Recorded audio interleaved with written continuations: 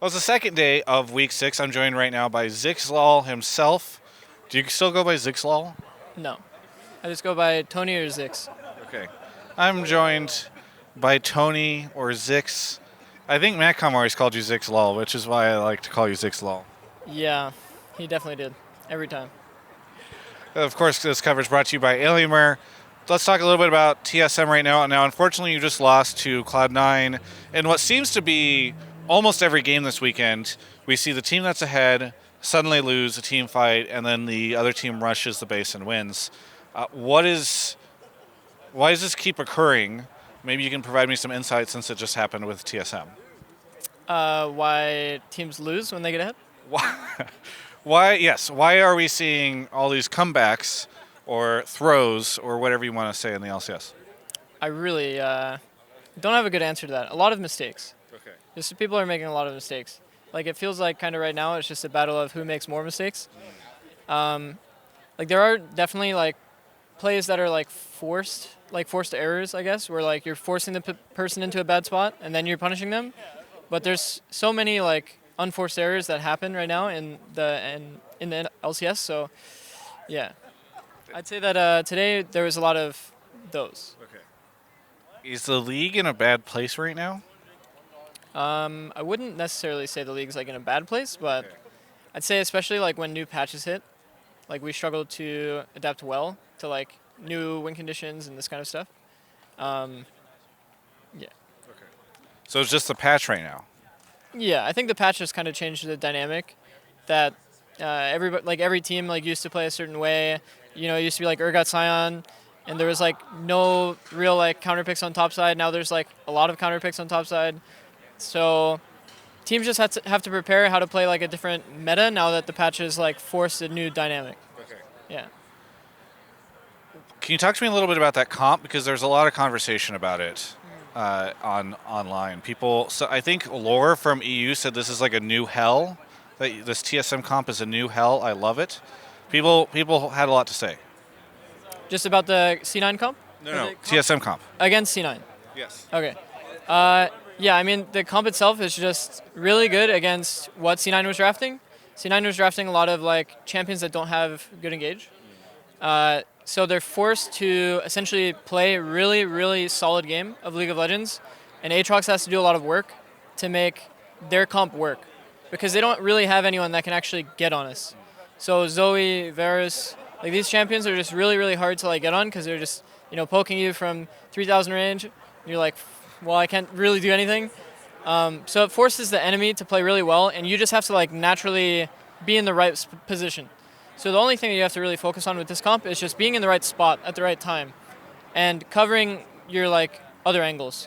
I think what we did poorly in the places where we eventually lost the game were that exact thing, not like covering our flanks and having like a good front to back like position. Their comp had no engage, so it should be really, really hard for them to play. Was that a comp that you came up with in the draft as you started to see what they were building? Was it something you had proactively thought about or identified as a solution to some, a style of play that you've seen from them? I think just the way that they were drafting was really greedy. They're like drafting purely for like team fight power. So like their comp would be really good into dive. Like if we had a lot of dive, their comp would be really good. But when they're drafting like counter engage and we have longer range, like their draft just doesn't make too much sense for them. I think that they did play pretty well today to like make their comp work against ours, and they had to play really well to be able to make that happen. Yeah. Can you talk to me a little bit, because it's been halfway through the split, or a little bit over. This is your first split with TSM after being with CLG for so long. What are the differences in working with CLG and that team versus working with TSM in this lineup and the org?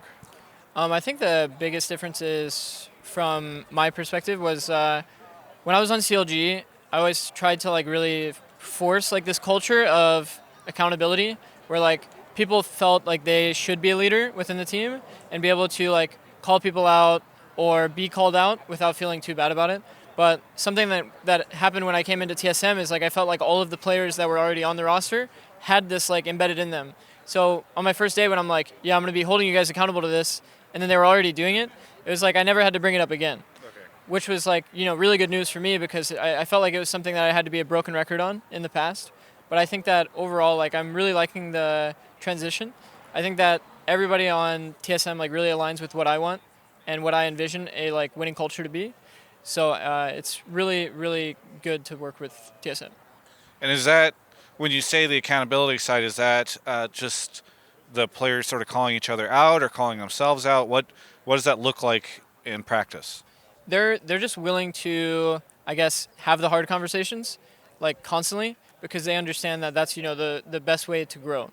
Like putting yourself in these uncomfortable confrontations where you know that something that someone's doing is really wrong, or there's a problem here that's not being solved or talked about, and even though you'd rather brush it off or not think about it, and there's something emotionally attached to it, it just like everybody understands that these are the conversations that need to be had. So we'll always be able to make that progress. How far away is the team from being the best team in North America? Because it definitely seems as though TSM's been ramping up. It seemed like there was a bit of a slow start as you guys tried to sort of identify who you wanted to be. Now you're starting to pick up a lot of wins. Even today you lost, but it felt like a game that was really winnable. So what is the path ahead of you for hitting that peak performance in North America? I think on any given day that our team play is at like a peak, then I think that we will beat any team. Okay. And how far away are you from accomplishing that? I think that as is right now, we can easily beat any team in NA, and I think that there's some things that we can work out to like fully shape exactly like all of the mistakes that we're having and like resolve those so that we can like be the most consistent best team. But I think that on a really good day, we will always beat other teams. Okay. Is there anything you want to say to any of the TSM fans out there? Thanks for supporting us. Sucks that we couldn't beat C9, but I think that this game has taught us a lot about what we need to improve on and work on moving forward. And yeah, that's about it. Thank you so much, Zikz, for the interview. I know it always sucks to do one after the loss, so I really appreciate you doing it and give you extra props for that, as should everybody else who's watching this YouTube video. They should all in the comments give props to Zikz and maybe tweet at him and give him props personally. Thank you so much, Zikz, for the interview. For everyone else, you can check out the rest of my coverage of all things esports right here on my YouTube channel. Hey, I hope you enjoyed that interview. Don't click away because I want to tell you about Alienware, our sponsor. Thank you so much to Alienware for sponsoring everything we do this year. If you haven't noticed, the majority, there's a couple that slipped by yesterday, but the majority of my interviews so far, the split, have been in 4K. That's something we've never been able to do before, and we did it literally because Alienware was able to give us a beast-ass laptop notebook to edit this 4K footage on while we're at the LCS. My editor uses it. That's why this is in 4K.